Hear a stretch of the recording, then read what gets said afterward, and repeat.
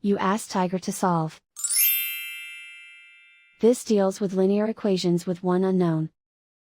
The final result is a equals 4. Let's solve it step by step. Swap sides. Group all constants on the right side of the equation. Add 4 to both sides. Simplify the arithmetic.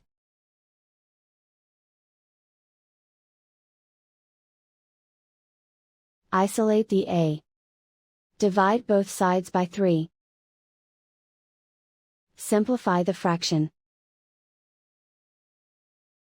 Find the greatest common factor of the numerator and denominator. Factor out and cancel the greatest common factor.